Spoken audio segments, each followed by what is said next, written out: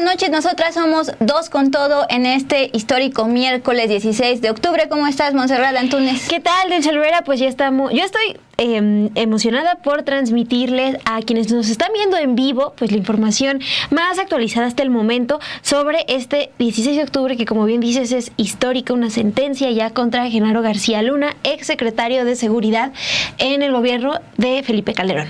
Pues como se esperaba, el día de hoy el juez Brian Cogan le dictó sentencia.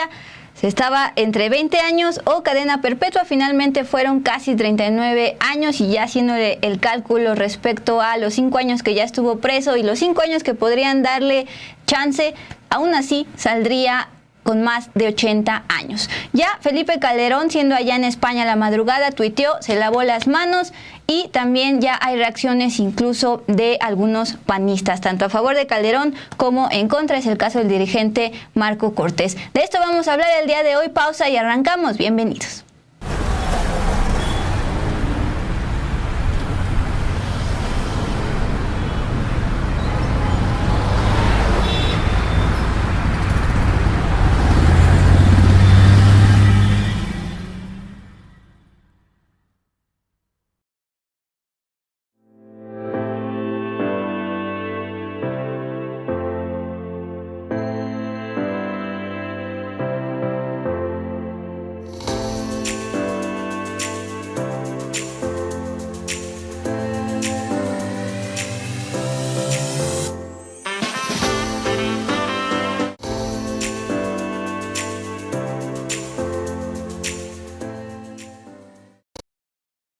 Noches, gracias por estar aquí en este miércoles, mitad de semana, miércoles 16 de octubre, ya en el último programa de la larga y especial transmisión que se llevó a cabo este día en Sin Embargo al Aire. Bien, en Al Hilo pues tenemos justamente este discurso muy fuerte que da el juez Brian Cogan contra Genaro García Luna, el cual pues fue bastante desproporcional respecto a los años de sentencia que le dictó. Esto de acuerdo con el análisis que escuchábamos esta noche con los periodistas por parte de Jesús García, el periodista del diario La Opinión allá de Los Ángeles, que cubrió no solo este juicio contra Genaro García Luna, también previamente el juicio contra el Chapo y que ha sido pues fuente de Sin Embargo. Bien, el juez Brian Cogan finalizó un capítulo en la historia moderna mexicana. Luego de más de un año de declararlo culpable, en febrero del año 2023, condenó esta tarde al exsecretario de Seguridad Genaro García Luna a casi 39 años de prisión y además una multa por lo menos de $2 millones. El juzgador, que es oriundo de Chicago, previo a dictaminar la sentencia, comparó a García Luna con Joaquín El Chapo Guzmán, narcotraficante, fundador del cártel de Sinaloa, junto con el Mayo Zambada, y quien también fue condenado por él. Es decir, Brian Cogan, con la experiencia de haber juzgado a este narcotraficante, fundador del cártel de Sinaloa, y después escuchado a los testigos hablar en contra de Genaro García Luna, pudo hacer esta comparación. ¿Tiene usted esa misma neblina, esa mente nublada que el Chapo?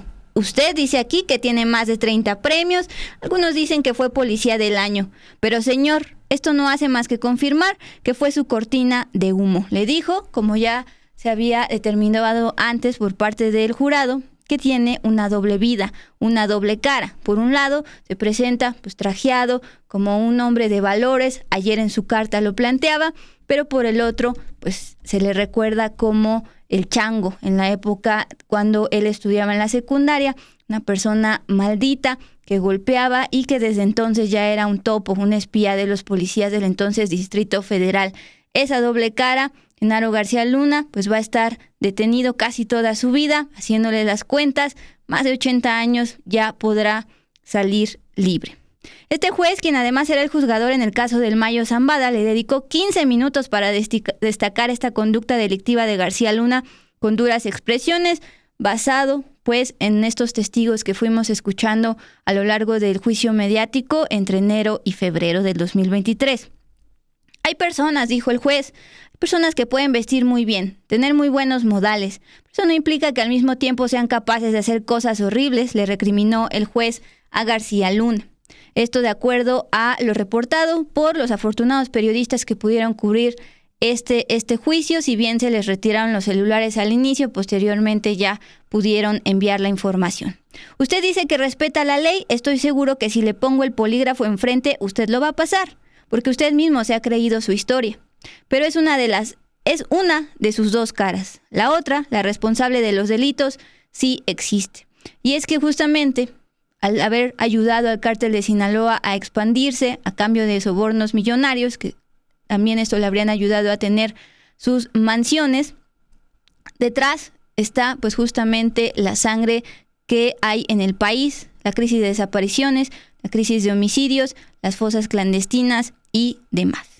También este juez le recriminó que si bien no era responsable de todas las muertes generadas por el tráfico de drogas, responsable directo, sí era cómplice de ello. Sí, fue uno de sus grandes facilitadores. El juez también le dijo al narco y exfuncionario de primer nivel del gobierno de Calderón: quiero darle algo de luz al final del túnel, razón por la que le dictó 466 meses en prisión, traducido a 38 años y medio, y no esta cadena perpetua que habían solicitado desde la Fiscalía de Estados Unidos, luego de haber presentado pues estos testigos y además audios que lo recriminaban. Sin embargo, a pesar de no recibir esta condena, la cual sí recibió, por cierto, el Chapo, por la cantidad de tiempo podría ser equivalente a una cadena perpetua, pues de sobrevivir a esta pena saldría de prisión entre los 80 y los 90 años, aunque aún tiene derecho a apelar y reducir esta sanción. Por eso es que sería entre 80 y 90, considerando que ya pasó 5 años en prisión. ¿Qué dijo Calderón? La gran pregunta. Esa es nuestra siguiente nota acá al hilo. Ya durante la tarde ya tuvimos información de lo que opina el expresidente Felipe Calderón, pues de esta sentencia a Genaro García Luna, quien fue su exsecretario de Seguridad. A través de la red social X, el expresidente Felipe Calderón aseguró que nunca contó con evidencia sobre las actividades ilícitas de su exsecretario de Seguridad. En un hilo que compartió, expuso: enfrentar al crimen organizado como presidente de México fue una de las decisiones más difíciles de mi vida, pero lo volvería a hacer porque es lo correcto. El verdadero enemigo de nuestro país es el crimen organizado que secuestra, extorsiona y mata ciudadanos, especialmente a nuestros jóvenes. Lo que también tuiteó el expresidente fue: mi política de seguridad tuvo aciertos y errores. Enfrentamos a un enemigo poderoso que busca la captura del Estado, es decir, controlar territorios a la fuerza. Bueno, particularmente sobre el caso García Luna, señaló: nunca tuve evidencia verificable que lo involucrara en actividades ilícitas, ni tampoco recibí información en ese sentido de agencias de inteligencia mexicanas o extranjeras que entonces confiaban en él e interactuaban con él. No he tenido acceso a las evidencias ni a los testimonios que se presentaron en el juicio, pero soy hombre de leyes y respeto la acción de los tribunales. Asumo que han actuado conforme a su leal saber y entender. Por lo mismo, soy partidario de quien infrinja la ley deba asumir las consecuencias de sus actos. Aquí también destacó esta otra parte que escribió el expresidente Felipe Calderón en su red social X. Escribió: la lucha por la seguridad de los mexicanos no era responsabilidad de una sola persona, sino de todo un equipo de gobierno que combatió el crimen con toda la fuerza del Estado. Bueno, Dulce, ahí está lo que escribió el expresidente Felipe Calderón, una parte, porque es un hilo, me parece que de 8 mensajes, y él escribe... De 8, sí. Yo elegí luchar a pesar de todo, lo volvería a hacer. Él asegura nunca tuvo evidencia verificable que involucrara a García Luna con actividades ilícitas. Y pues acá es importante, Dul, resaltar lo que comentaba hace unos momentos el general Tomás Ángeles, ¿no? En entrevista con los periodistas, pues de cómo sí alertó al gobierno de Felipe Calderón por las actividades ilícitas de Genaro García Luna. Sí había llamados desde el interior del gobierno de Felipe Calderón por esta relación de Genaro García Luna con el crimen organizado. Sí, 2 observaciones, Mon. Justamente el argumento que ha repetido una y otra vez Felipe Calderón, bueno, no tanto una y otra vez porque pocas veces se ha manifestado al respecto, que él nunca tuvo pruebas como tal de la relación de su superpolicía, de su brazo derecho en temas de seguridad con el crimen organizado. Mismo argumento que utilizó la defensa, el abogado de Genaro García Luna y el propio García Luna, que solo eran rumores, declaraciones de otros capos, de los Beltrán Leiva, que en su momento eran aliados del cártel de Sinaloa y luego se pelearon por la detención de uno de los Beltrán Leiva en el 2008. Entonces repite justamente los mismos argumentos de alguien que hoy fue sentenciado por 38 años por nexos con el crimen organizado, es decir, que como tal no había pruebas o fotografías. Y segundo, Mon, hice el ejercicio a las 4:40, más o menos 4:50, poquito antes de que tuiteara. Dije, bueno, Felipe Calderón, porque justo leí un tuit de nuestra colega Daniela Barragán que se le había ido el internet a Felipe Calderón, y dije, bueno, ¿a qué hora son allá? Eran las 4:50 de la tarde de aquí, tiempo del centro de México, allá eran casi la 1 de la mañana. Dije, bueno, está durmiendo, igual y en unas horas, ahorita son las 4:40, bueno, 4:45 de la mañana de allá, de España, donde se autoexilió, donde pues tiene impunidad.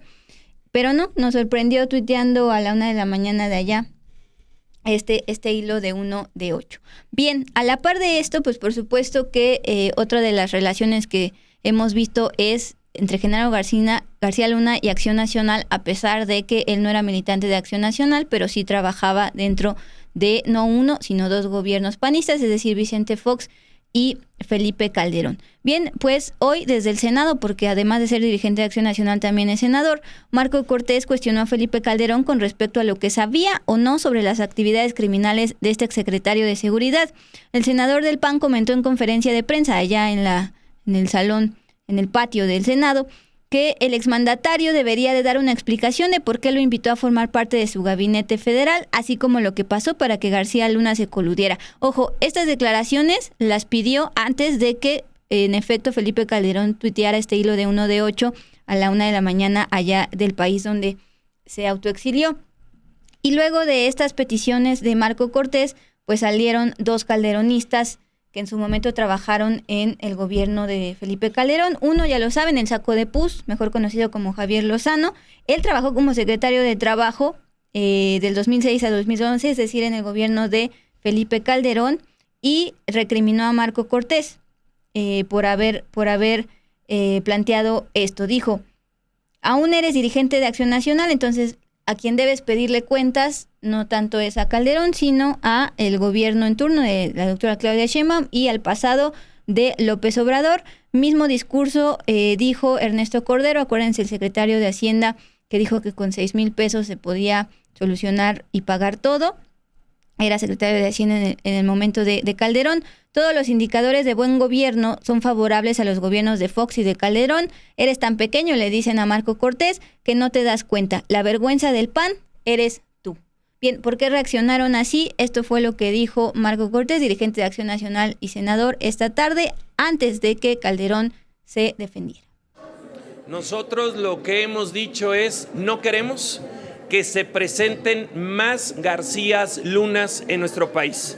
Nosotros queremos que quien la haya hecho la pague, sea del gobierno que sea, y que además caiga sobre de él todo el peso de la ley y que la sentencia sea tan grave como los hechos que cometió.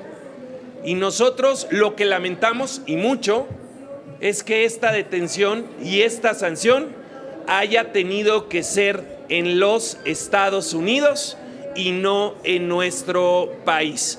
Y por ello es que insistimos en que se tipifique el narcoterrorismo para que ya entre autoridad y criminal no se estén encubriendo, que no se estén protegiendo, que no haya complicidad.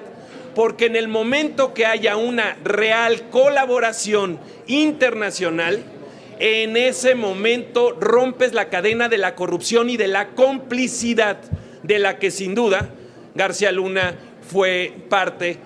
Por ello es que el día de hoy va a ser sancionado.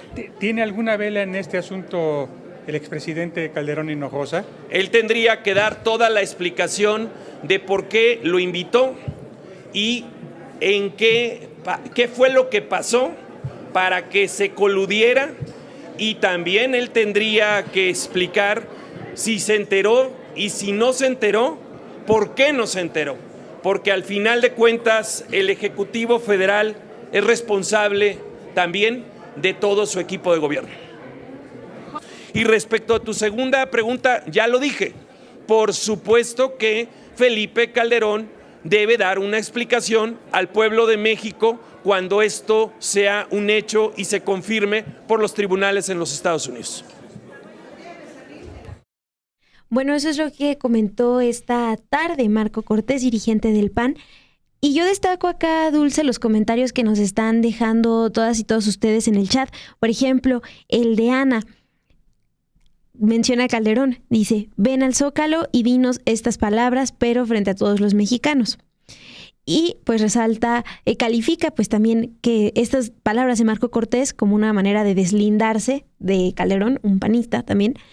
Y Hugo González nos escribe, lo que queda del PAN desenmascarándose como si no estuvieran lo suficientemente quemados.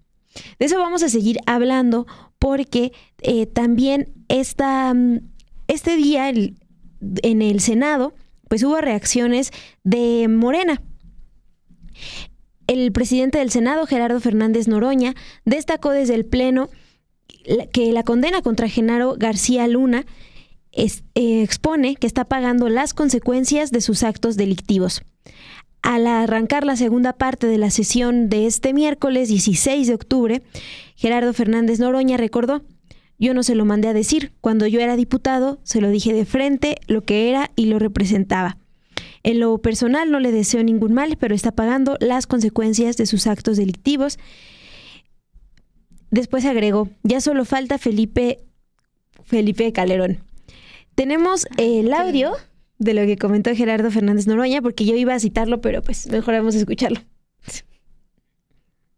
Quiero informar a esta soberanía que hace un momento Genaro García Luna, secretario de Seguridad Pública del gobierno usurpador de Felipe del Sagrado Corazón de Jesús Calderón Hinojosa, fue condenado a 38 años y 8 meses de prisión. No se lo mandé decir. Cuando yo era diputado se lo dije de frente. Lo que era y representaba, y en lo personal yo no le deseo ningún mal, pero está pagando las consecuencias de sus actos delictivos que desde esa dura época yo lo denuncié con firmeza. ¿Qué año fue? Era yo diputado 2009, en la comparecencia de 2009, de 2010 y de 2011, no, 2010, 2011, 2012, los 3 años que compareció, ahí están los videos en YouTube, que son 14 años. Casi 14 años, muy fuerte. Y bueno, ya solo falta Felipe el Sagrado Corazón de Jesús Calderón Hinojosa. Me reí antes de enviar al audio de Gerardo Fernández Noroña por cómo se refiere siempre al expresidente Calderón como Felipe del Sagrado Corazón de Jesús Hinojosa. Por eso me reí. No crean que es porque me da risa toda esta situación. No, solo por este nombre. Y también durante esta sesión en el Senado, legisladores de Morena desplegaron una manta donde se lee Genaro García Luna, narcotraficante, Calderón, su jefe, mientras coreaban la misma consigna. La manta fue desplegada momentos antes de que el senador Ricardo Anaya tomara la palabra en la tribuna. Al arrancar su mensaje, Ricardo Anaya, ex candidato presidencial del PAN, dijo: primero, creo que no es una buena costumbre ignorar al elefante en medio de la sala. Yo no voy a defender lo indefendible. Lo que sucedió con García Luna es correcto. Quien la hizo, la pague. Vamos a escuchar qué comentó Ricardo Anaya y también vamos a ver cómo desplegaron esta tarde la manta con este mensaje: Genaro García Luna, narcotraficante, allá en el Senado.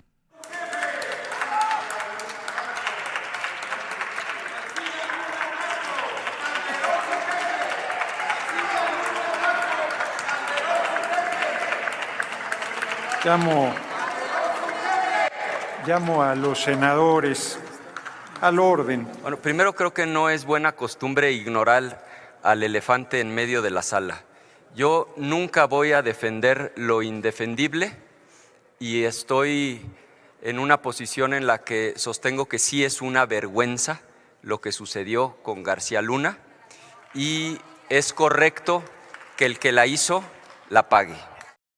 Hasta el momento hemos escuchado a dos panistas, es decir, el dirigente Marco Cortés y Ricardo Anaya, pues decir que sí, que Felipe Calderón tiene que dar la cara más allá de los tweets cómodamente desde España, aunque lo haga en la madrugada, como decían en el chat, pues que venga a México donde no tiene impunidad. Bien, pero también hay panistas que han pedido diferenciar entre Acción Nacional y Genaro García Luna. No es militante como tal, pero trabajó en los gobiernos panistas de Fox y de Calderón. Monte mencionaba hace ratito que estábamos en la cafetería este contrato que publica Ana Lilia Pérez. Ustedes la conocen muy bien, es una periodista, entre otros libros, habla sobre Pemex y demás. Bien, dice, aquí la contratación que el PAN como partido hizo a la empresa de García Luna por supuesta asesoría. Esto lo saca de su libro Hijos del Neoliberalismo y ya analizando el documento, pues sí se ve en efecto que el comité, el CEN del Partido Acción Nacional, contrata a Glax Security, una de las empresas más reconocidas de Genaro García Luna, y esto no fue en la época ni de Fox ni de Calderón. Ahí se ve que esto fue en el año de 2015, cuando este personaje, pues de acuerdo a la cronología que hoy fuimos revisando, ya vivía muy cómodamente en Estados Unidos. Y justamente, Mon, vamos, por favor, rápidamente a un corte, porque vamos a regresar precisamente a explicarles esta cronología, porque es importante recordar, tener un contexto de cómo desde el año 2018, en el juicio contra el Chapo Guzmán, cofundador del cártel de Sinaloa, se mencionó a Genaro García Luna. Estados Unidos, me decías, ya tenía información al respecto de supuestos sobornos recibidos por este funcionario público, y hay que recordar algunas de las declaraciones de los testigos a lo largo de este juicio de enero y febrero 2023, y también estas reacciones ya en este año 2024, todo lo que sucedió antes de que hoy pudiéramos informar que el juez Brian Cogan decidió darle sentencia por 38 años, casi 39, y además pagar $2 millones. Entonces, por favor, Luis, una pausita y arrancamos.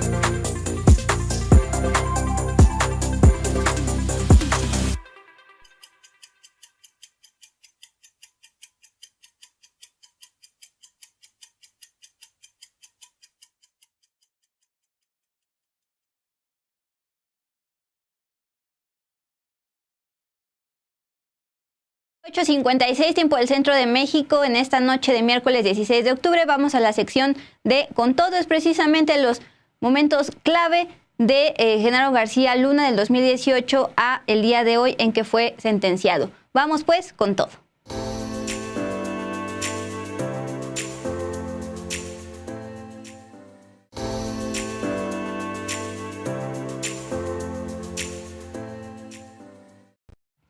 Bien, Mon, pues vamos con todo. Antes de arrancar como tal del 2018 a 2024, 16 de octubre de 2024, unos datos claves sobre su vida, porque ayer en esta carta que fue pública, pues él resaltaba que creció en una familia que le inyectó valores, ética, etcétera, etcétera. Y también que tomó capacitaciones de distintos países. Eso me llama mucho la atención, que destaca. Que recibió premios y bla, bla, bla. Bueno, uno de los datos que da a conocer Francisco Cruz, uno de los periodistas que escribió una biografía de Genaro García Luna, es que él nació en el 68 en una vecindad del barrio de la Romero Rubio. Para quienes no viven en la Ciudad de México, el barrio de la Romero Rubio está ubicada al oriente de la Ciudad de México y en efecto pues es una colonia popular. Ahí llegaron sus padres Juan Nicolás García y Consuelo Luna en la década de los 60 desde Michoacán.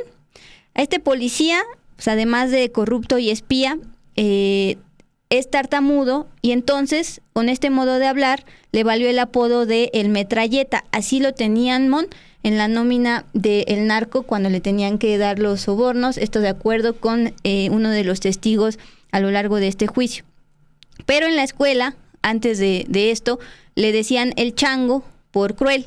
Esto de acuerdo con el libro de Francisco Cruz, periodista. Sus compañeros de aula lo veían juntarse con elementos del servicio secreto del entonces DF, que cargaba la fama de torturar y cometer ejecuciones extrajudiciales. Su papel era ser el topo de diversos delincuentes. Desde entonces ya le atraía este tema del espionaje, tortura, información es poder. Desde la oficina de la Policía Federal Preventiva, con Luis Cárdenas Palomino como su secretario particular, García Luna coordinaba toda una red de espionaje ilegal, por supuesto, a políticos y empresarios. Incluso al propio López Obrador le tocó ser espiado, también a Marcelo Ebrard. En el CISEN conoció a su esposa, Linda Cristina Pereira, quien lo acompañó a lo largo de todo el juicio hasta el día de hoy.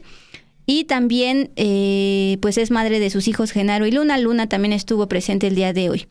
Linda Cristina es una exanalista de inteligencia del CISEN, cuyas cuentas fueron descongeladas justamente el mismo día en que fue condenado culpable, en febrero del 2023. Bueno, a finales del foxismo, cuando estuvo ya en la AFI, comenzó a relacionarse con el aspirante presidencial Felipe Calderón. Una de las preguntas que decía desde el entonces presidente López Obrador y que se ha repetido es cómo Felipe Calderón conoce a Genaro García Luna y ¿quién se lo recomienda? Bien, pues más bien fue al revés. Genaro García Luna se le acercó cuando Calderón era candidato a la presidencia. Él fue clave para su campaña y entonces así se ganó su confianza.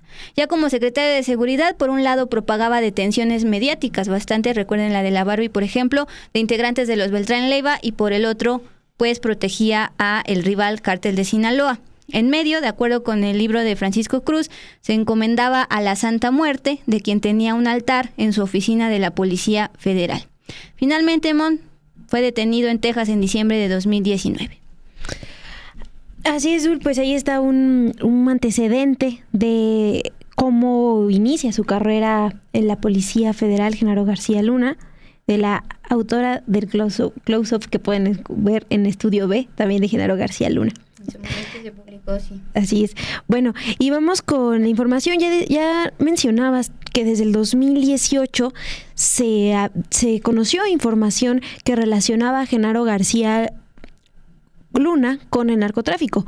Pues el 20 de noviembre del 2018, Jesús Zambada García, apodado como El Rey, hermano menor del Mayo Zambada, que fue arrestado en 2008, fue interrogado en el juicio contra Joaquín Guzmán Loera, el Chapo, por otro defensor del fundador del Cártel de Sinaloa.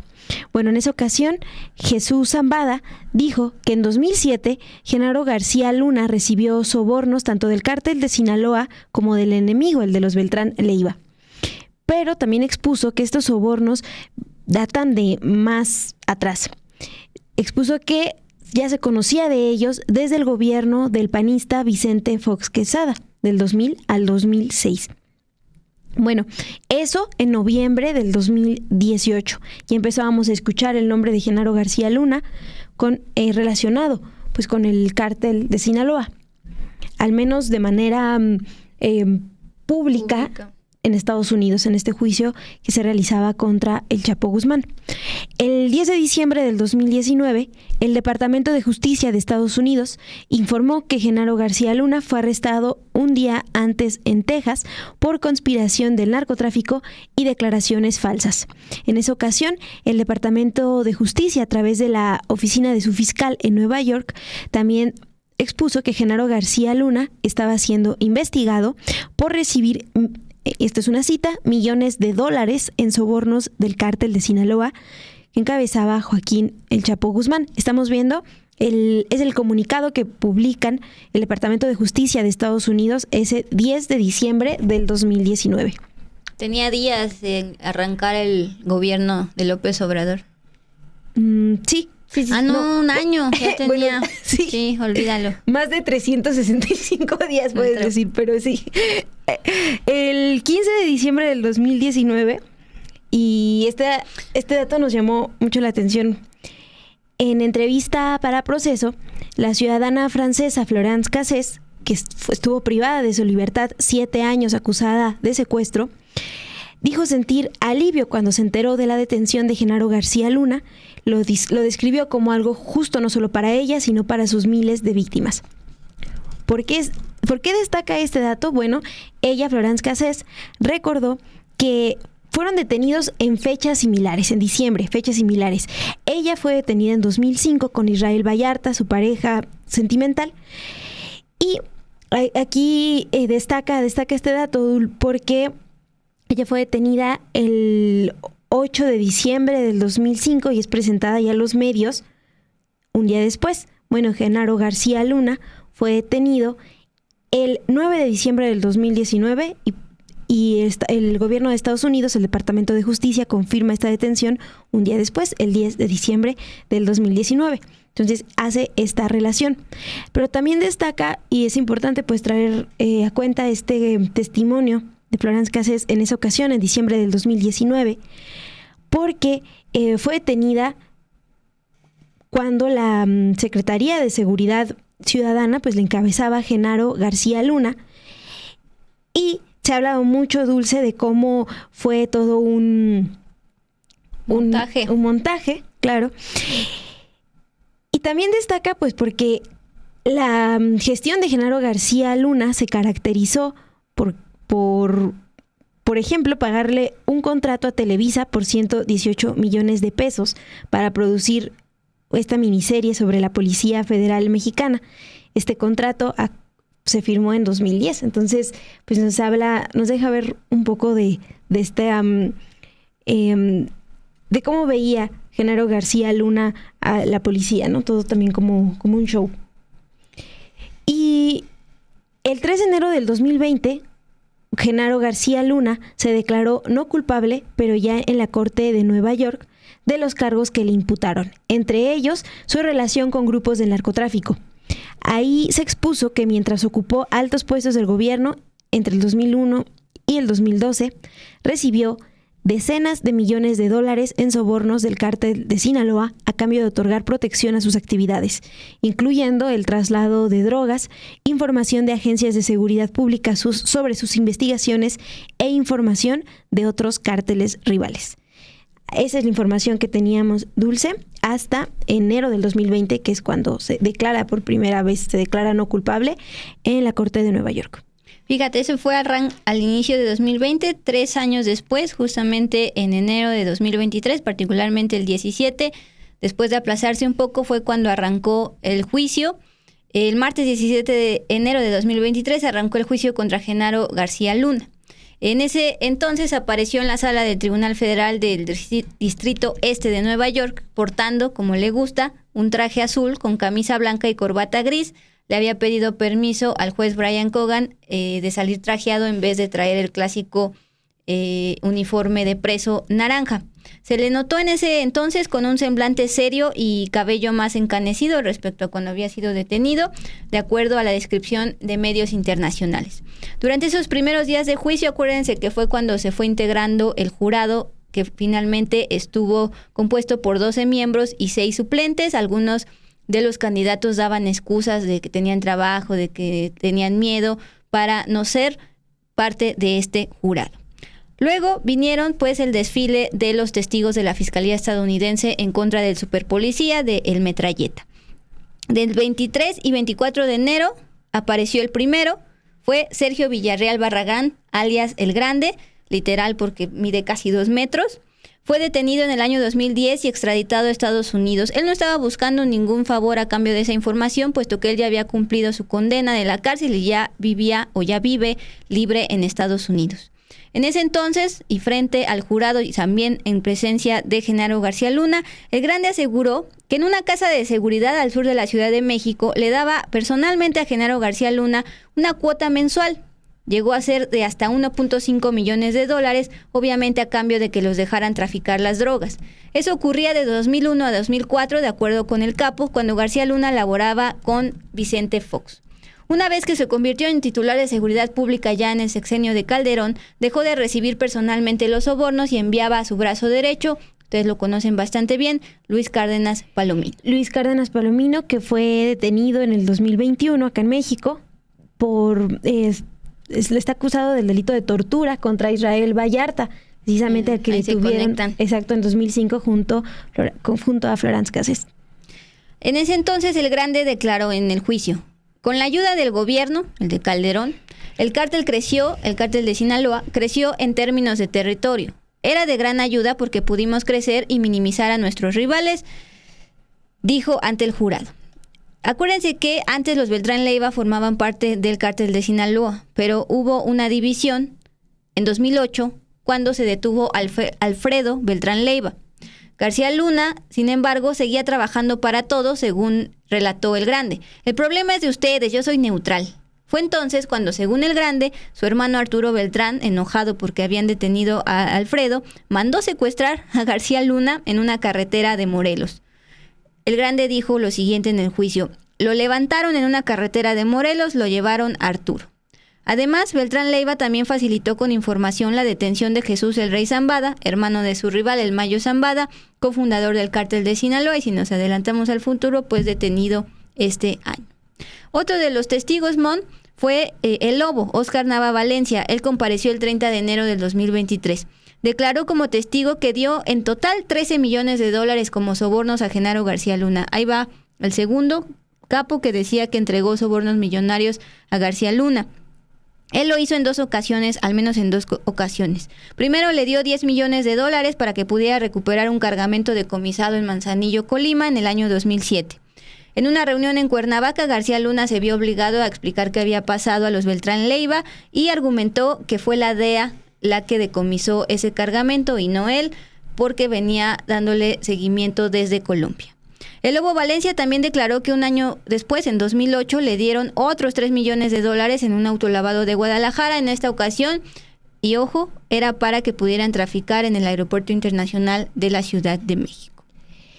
Eso en cuanto a los testimonios, Dulce, que se dieron a conocer en el juicio contra Genaro García Luna allá en Estados Unidos. También en esas fechas, pues ya conocimos las declaraciones del expresidente Felipe Calderón. El 7 de febrero del 2023, también escribió en su red social X. Todavía era Twitter. Tuiteó: me he reservado opinar sobre el juicio al ingeniero García Luna hasta que concluya. Por ahora niego categóricamente las absurdas declaraciones que reporta la prensa que hizo hoy uno de los testigos. Lo que señala sobre mí es una absoluta mentira. Nunca negocié ni pacté con criminales. Eso es lo que mencionaba en febrero del 2023 el expresidente Felipe Calderón. Y fue justamente porque ese día el exfiscal de Nayarit, Edgar Beitia, quien había sido el testigo que cita Calderón, afirmó ante el jurado en Nueva York que debían proteger a Joaquín El Chapo Guzmán durante la guerra entre los Beltrán Leiva y Cártel de Sinaloa, precisamente por órdenes que había recibido el entonces gobernador de Nayarit, Roberto Sandoval, que también después resultó ser un señalado de narco. Esta orden la traía después de haberse reunido precisamente con el presidente Felipe Calderón y con Genaro García Luna. Esto lo declaró el exfiscal, que también fue señalado de narco, y es por eso que Calderón, por primera vez en todo este contexto de prejuicio y juicio, asomó la cabeza y ahí fue la primera vez que lo negó. Así es, Dulce. Y bueno, también ese año, en febrero del 2023, pero el 13 de febrero, Jesús Zambada, pues ya apodado como el Rey, aseguró que entregó sobornos millonarios a García Luna. fue el último capo en testificar. Fue el testigo estrella de la Fiscalía en Estados Unidos. Él reveló que le habría entregado personalmente 2 pagos a Genaro García Luna con dinero del cártel de Sinaloa a cambio de protección. Uno por $3 millones y el otro por $2 millones. Los pagos, según comentó, fueron en un restaurante en la Ciudad de México en 2006, a finales del sexenio de Vicente Fox. El 14 de febrero del 2023, un día después, Genaro García Luna rechazó declarar después de terminar la lista de todos los testigos en su contra. Quien declaró fue su esposa, Linda Cristina Pereira, como comentabas al inicio, ex trabajadora del CISEN.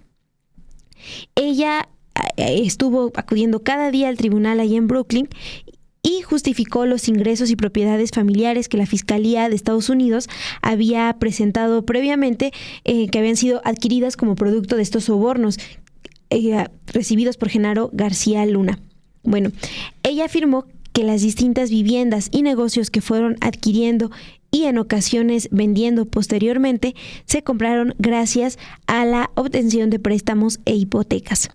Pero en marzo del 2023, la Unidad de Inteligencia Financiera aseguró 19 propiedades que están relacionadas con Genaro García Luna. Ojo con esto, Mon, y guárdenselo en su memoria, el tema de la Unidad de Inteligencia Financiera, el tema de las propiedades de Florida y el gobierno mexicano, porque eso es un tema aparte que vamos a desglosar en su momento. Pero llegamos al 21 de febrero del año 2023, sí, el día en que el jurado declaró culpable a Genaro García Luna de varios cargos, entre ellos nexos con el cártel de Sinaloa y haber mentido a las autoridades estadounidenses cuando se fue a vivir allá a Estados Unidos. Mientras el juez Brian Cogan leía el veredicto en un tribunal de Nueva York, García Luna mantuvo la compostura y se mostró impasible junto con sus abogados. Su esposa e hija, que siempre lo estuvieron acompañando a lo largo de estos juicios, incluyendo hoy, estaban detrás de él en la sala del tribunal y tampoco expresaron sus emociones. Los miembros del jurado determinaron que García Luna había llevado una doble vida, es lo que les decíamos al inicio de este espacio. Hoy el juez Brian Cogan se lo dijo, pero cuando fue declarado por estas 12 personas que conformaron el jurado, le dijeron lo mismo, detectaron eso mismo, que por un lado se muestra trajeado, se muestra con premios, se muestra con valores y demás, pero por el otro, en esta habilidad que tiene para mentir, pues justamente recibía sobornos millonarios del narco y con ello pagaba sus mansiones de acuerdo con lo determinado por la Fiscalía estadounidense y que el juez Brian Cogan dio por verdad. A la par de ese día, 21 de febrero de 2023, fue declarado culpable, pero aquí en México, un tribunal colegiado de la Ciudad de México ordenó a la UIF, a la Unidad de Inteligencia Financiera de la Secretaría de Hacienda, el desbloqueo de las cuentas bancarias de Linda Cristina Pereira Galvez, esposa de Genaro García Luna. Y 2 días después, el 23 de febrero del 2023, el dirigente del PAN, Marco Cortés, comentó que de forma tramposa y perversa, Morena buscó identificar al exsecretario de Seguridad Pública con los panistas, por lo que reiteró que García Luna nunca fue militante panista, como sí lo fue su jefe, Felipe Calderón. Bueno, acá destaca el comentario por lo que les presentamos al inicio del programa. Comentario que hace Marco Cortés sobre la importancia de que Felipe Calderón aclare su relación con García Luna, pues ya condenado en Estados Unidos por su relación con el narcotráfico. En esa ocasión, Marco Cortés dijo, él con nosotros no tiene nada que ver, es decir, Genaro García Luna. Ahí también diversas lonas pues lo siguieron relacionando a García Luna con el PAN. Entre ellas, una que se mostró en el Zócalo de la Ciudad de México durante una de las protestas de la Marea Rosa en el marco pues del proceso electoral. Y la que se mostró hoy en el Senado. Uh-huh. Bueno, eso en febrero del 2023. En marzo del 2023, en Madrid, España, Felipe Calderón fue interceptado por medios de comunicación y le cuestionaron sobre la culpabilidad declarada contra su secretario de Seguridad. En esa ocasión, Felipe Calderón dijo, soy un hombre de leyes y desde luego respeto las resoluciones de los tribunales cuando actúan conforme a derecho. Yo en lo personal tengo muchas dudas del veredicto, porque hubiera esperado a ver lo que tanto anunció la Fiscalía. Video, grabaciones, fotografías, estados de cuenta. Nada de eso se exhibió. Muy similar a lo que escribió hoy. Exactamente, sí. Y que es el argumento mismo, insisto, de la defensa de Genaro García Luna, que no se presentaron durante el juicio videos, grabaciones o fotografías, a pesar que la Fiscalía de Estados Unidos tenía, según dijo a inicios de 2022, 1 millón ya de documentos y de audios y demás. Uno de ellos, estos audios que se oye ya a un Genaro detenido esperando su juicio, decir que sobornaba a periodistas y que buscaba hacer lo mismo con estos testigos. Entonces, ahí está la segunda ocasión en que Felipe Calderón declara como tal este tema. La tercera fue hoy en este hilo de 1 de 8. Bien, Mon, hemos llegado pues justamente a este año, 2024. Genaro García Luna había dicho que no quería declarar cuando terminó su juicio, antes de ser declarado culpable. Quien finalmente habló por última vez fue, como decías, Cristina Pereira, ex agente de CISEN y esposa de Genaro García Luna. Ya después se emitieron estas 2 cartas por parte de Genaro García Luna, escritas a mano. Una en septiembre trató de embarrar al presidente López Obrador con el narco. El propio entonces presidente dijo que pues presentara esas pruebas que decía tener. En el postdata de esta primera carta dice que tienen los archivos y demás. Bueno, no se ha presentado. Y el día de ayer, si bien no la escribió el día de ayer, porque habla todavía de un presidente actual, cuando ya vemos a la presidenta Claudia Sheinbaum en funciones, pues pide clemencia.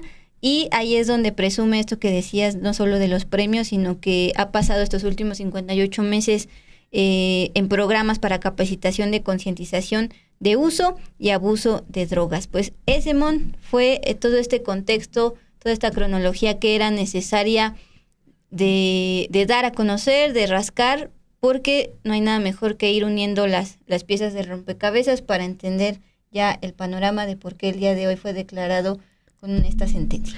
Así es, Dulce, declarado pues culpable en Nueva York, sentenciado a 38 años de privación de la libertad por 4 cargos y 6 meses adicionales por otro cargo más. Es decir, pasará 466 meses en prisión ahí en Estados Unidos. Además de lo que recordabas, deberá pagar una multa de $2 millones. Eso pues con ese resumen, Dul, creo que estaba leyendo acá los comentarios de que nos agradecían el resumen, que qué bueno que recordamos esto, porque fue detenido en 2019, y pues los procesos toman su tiempo. Se nos olvida de repente todos los testimonios que se dieron a conocer durante el juicio en Estados Unidos. Y detectamos que varios argumentos se repiten, tanto de Calderón como de su defensa, y sobre todo pues la magnitud de las declaraciones de los testigos en cuanto a los millones de dólares que daban a este personaje a cambio de que les diera chance de traficar o incluso extenderse como cártel, que actualmente es uno de los más poderosos, el cártel de Sinaloa. Y todo eso pues a la par de que acá la Unidad de Inteligencia Financiera también ya estaba detectando el manejo irregular de recursos durante su gestión como secretario de Seguridad Pública, porque nos comentaban acá qué pasa en México, qué pasó en todo ese tiempo. Bueno, pues ya había investigaciones de la Unidad de Inteligencia Financiera. Y que, insisto, en su momento lo vamos a desglosar, porque vale la pena otro capítulo de cómo van las investigaciones aquí en México, porque veía como siempre en Twitter a la oposición decir que aquí en México no han hecho nada. No, sí han hecho por parte de la Unidad de Inteligencia Financiera desde al menos 2021. Pero Mon, ya son 21:23, tiempo del centro de México. Agradezco también a sus comentarios. Tiguerón, Felipe Calderón en X, antes Twitter me ha bloqueado, no supo responder mi pregunta. No sé si Calderón llega a bloquear como, por ejemplo, se acostumbra por parte de Noroña u otros personajes, funcionarios públicos. Los funcionarios públicos no pueden bloquear por ley. Felipe Calderón ya no lo es, entonces pues no te pierdas de mucho, Tiguerón. Él retuitea, pero hoy sí era muy importante. Pues sí, porque seguir sus tweets. Sí, incluso que escribiera, ¿no? Pensábamos que no lo iba a hacer. Exacto. Pues ahora nos vamos pues al cierre de este miércoles 16 de octubre. Sí, Dul, vamos con la información de al cierre, porque hoy aquí les habíamos informado que estaba previsto pues el fin del paro de labores en el Poder Judicial. Bueno, hoy juzgados y tribunales de la Ciudad de México declararon un día inhábil ante la protesta de trabajadores para continuar con actividades pues, de protesta por la puesta en marcha de la reforma judicial. Esto pese a que ya existía este acuerdo para levantar el paro de labores. En una de las circulares que se compartieron en San Lázaro se leyó: manifestación pacífica por parte de los trabajadores de los órganos jurisdiccionales con cierre total del edificio y con la finalidad de salvaguardar los derechos de los gobernados. Se declara inhábil el día 16 al 18 de octubre del 2024. Las y los trabajadores protestaron en la sede del Consejo de la Judicatura Federal para exigir una posición respecto a la suspensión de actividades, pues desde la semana pasada había vencido el plazo que dieron para decidir si continuarían o no con sus actividades. Hay que recordar que el 11 de octubre, la Asociación Nacional de Magistrados de Circuito y Jueces de Distrito del Poder Judicial de la Federación sometió a votación la posibilidad de reanudar las labores a partir de este 16 de octubre y emplear otro tipo de acciones para señalar su inconformidad con la reforma judicial. Ya había sido apoyada esta decisión con 684 votos y rechazada por 572. Al momento, 3 sedes del Poder Judicial en la Ciudad de México no tendrán labores. La sede de Revolución, la sede del Palacio de Justicia de San Lázaro y Las Flores, que está ubicado en el Boulevard Adolfo López Mateos, en la colonia Tlacopac, San Ángel. Pues están que lo levantan y no llegan a un acuerdo, porque hemos dicho en este espacio que a lo largo de estos más de 2 meses de paro pues se han dividido opiniones dentro de los juzgadores, los magistrados y además esta gran base de trabajadores. Recuérdate que jueces y magistrados son como 1,200, pero la base es más de 40,000 trabajadores, entonces no llegan a un acuerdo. Y precisamente lo que exponen hoy los manifestantes es que buscan que el Consejo de la Judicatura les garantice su salario y prestaciones ante la reforma judicial. Entonces este mensaje pues sigue vigente de parte de los trabajadores, ¿no? La exigencia de que les garanticen que tendrán su salario.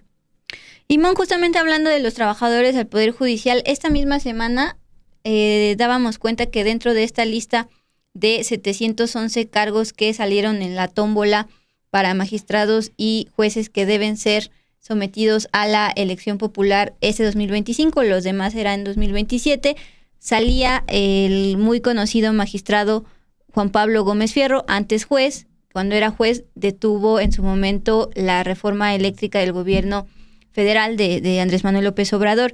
Bueno, pues hoy dio a conocer que mejor ya se va a renunciar antes de que él tenga que dejar el cargo o incluso decidir si iba a la elección o no. Ahí vemos una imagen justamente pues dándole la mano a la ministra presidenta Norma Piña, representante de todo el Poder Judicial. Magistrado Juan Pablo Gómez Fierro, quien como juez federal frenó iniciativas impulsadas por el expresidente López Obrador, incluyendo la reforma eléctrica, decidió renunciar al cargo, por lo que no contenderá, por supuesto, en la elección de juzgadores de 2025. Es un ejemplo para que entiendan lo que sucedió el día sábado.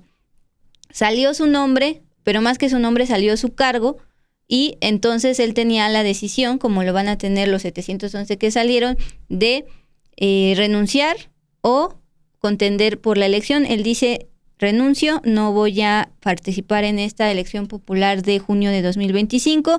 El juzgador solicitó al Consejo de la Judicatura Federal entonces, a través de una carta, que se tenga como fecha de conclusión de su encargo el próximo jueves 31 de octubre. Agradezco al Poder Judicial de la Federación estos 22 años en los que tuve el enorme privilegio de desempeñar todas categorías que conforman la carrera judicial, particularmente una década como juzgador federal.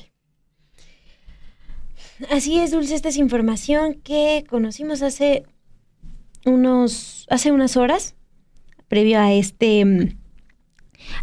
que iniciáramos este 2 con todo. Y otra información destacada, Dulce, de hoy que no queremos dejar pasar, es la desaparición de la activista Sandra Domínguez. Sandra Estefanía Domínguez Martínez denunció el machismo, la misoginia, la violencia y las desapariciones de mujeres en Oaxaca.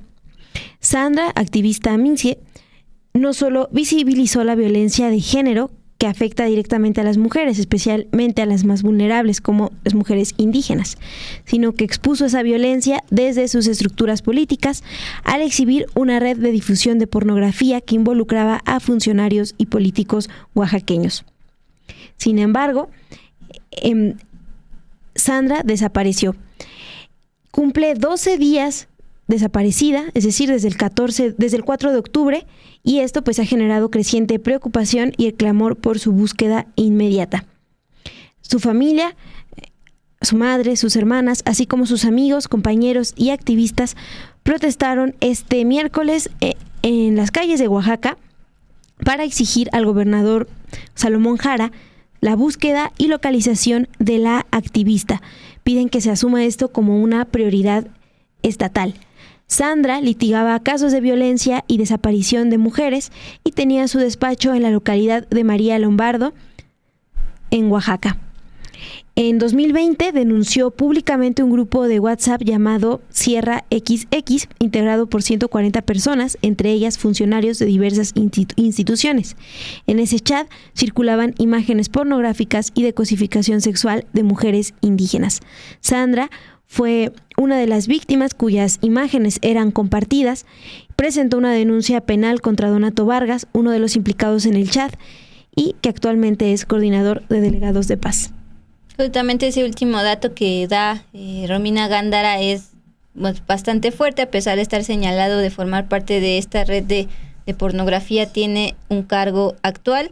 Y pues estaba justamente desde el 4 de octubre en medios este tema de la desaparición de una activista, de una abogada, pero da Romina Gándara este dato extra que pues justamente permite analizar más el panorama, que ella como abogada, como activista desde Oaxaca estaba evidenciando una red de pornografía y en la cual estaban presuntamente implicados funcionarios de allá de Oaxaca. Es por eso que el día de hoy se volvieron a manifestar, no solo para exigir la aparición con vida de ella, de Sandra, sino también al gobernador de Oaxaca, exigirle pues una investigación respecto a esta red de pornografía.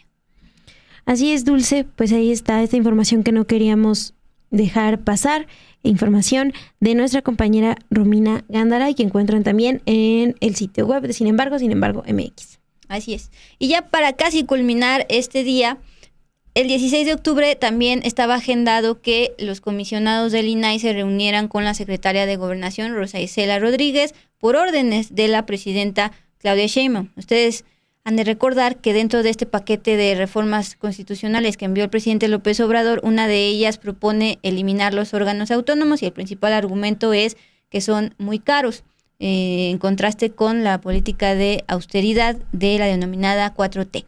Bien, pues después de la reunión, el comisionado presidente del INAI, Adrián Alcalá, informó qué sucedió ahí adentro con la secretaria de Gobernación, Rosa Isela Rodríguez. Él dice que se desarrolló con plena horizontalidad y respeto y se ofrecieron argumentos sobre la utilidad del INAI para el acceso a la información. Como tal, esta propuesta de reforma no dice que desaparezca como tal el INAI, sino que sea absorbido por la Secretaría de la Función Pública, que a su vez esta secretaría se va a convertir en la Secretaría Anticorrupción, titulada por Raquel Buenrostro, la Zarina Anticorrupción, y también conocida por haber sido capaz de cobrar impuestos a grandes contribuyentes cuando estaba en el SAT. Bien, pues justamente ahí vemos a la Secretaría de Gobernación acompañada de los 4 comisionados del INAI. Tendrían que ser más, pero el Senado lleva pues este retraso de meses, más de un año, de designar a todo el pleno del INAI. Entonces, la gran pregunta también era qué iba a pasar con los trabajadores del INAI. Pues de acuerdo con esta reunión, no va a haber despidos, van a cuidar esta transición, y esta, más que transición, que la Secretaría de la Función Pública absorba al INAI, porque pues nosotros como periodistas hemos dicho una y otra vez que más allá de que el INAI pueda tener gastos innecesarios de materiales y demás, pues la Plataforma Nacional de Transparencia es una herramienta vital para el periodismo, para la academia y para la investigación, para acceder a información, por ejemplo, de partidos políticos o de sindicatos que se niegan a entregar información, y el trabajo del INAI es precisamente ser el intermediario y decirle, tal persona te está solicitando esa información, tienes que dársela. Sí, Dulce, y también esta plataforma, si ustedes no la conocen, pues pueden acceder cualquier persona, ¿no? La Plataforma Nacional de Transparencia, porque mencionabas periodistas, activistas, pero ciudadanía en general, sí pueden hacer solicitudes de información ahí, y pues sí es una también de las dudas que se han planteado varias personas y usuarios que yo veo seguido en Twitter sobre qué va a pasar con esta plataforma. Sí, la comisionada Julieta del Río, una de las del Pleno del INAI, daba el dato de que esta Plataforma Nacional de Transparencia, que también aparte acaban de renovar en su estructura y facilidad de ingreso, ya hay almacenado 14.331 millones de registros de información. Es decir, no solo tú como ciudadano puedes solicitar información, sino que puedes buscar si un dato que quieres saber ya está ahí almacenado, porque son 14.331 millones de registros, y la comisionada pues planteó esta preocupación a la secretaria. Cuando se apruebe esta reforma de los órganos autónomos, ¿qué va a pasar con esa valiosa información? Así es, Dulce, y pues también destacar, por ejemplo, el mensaje que compartió hoy el comisionado presidente del INAI, Adrián Alcala. Dijo respecto a la reunión con la titular de la SEGOP, Rosa Isela, informó que este diálogo se desarrolló con plena horizontalidad y respeto. También se ofreció información valiosa respecto a la labor del INAI. Haber tenido esta reunión permitió instalar una mesa de diálogo permanente a través de la cual analizaremos cómo el instituto puede modernizarse y fortalecerse, atendiendo pues los principios de responsabilidad ética pública, eficiencia, eficacia y austeridad. Y pues ya planteó que se hablará también de cómo trabajar en aspectos que sean de carácter legal o institucional, pues justo para contribuir a los trabajos que realiza aquel instituto. Eso es parte de los mensajes que vimos durante el transcurso del día de los comisionados. Pues listo, Mon. Gracias por habernos acompañado en este miércoles 16 de octubre, mitad de semana, pero no cualquier miércoles. Fue uno para la historia. En su momento, cuando hagamos otra cronología, tendremos que citar este día, 16 de octubre de 2024. Genaro García Luna fue sentenciado casi 39 años de prisión, más $2 millones.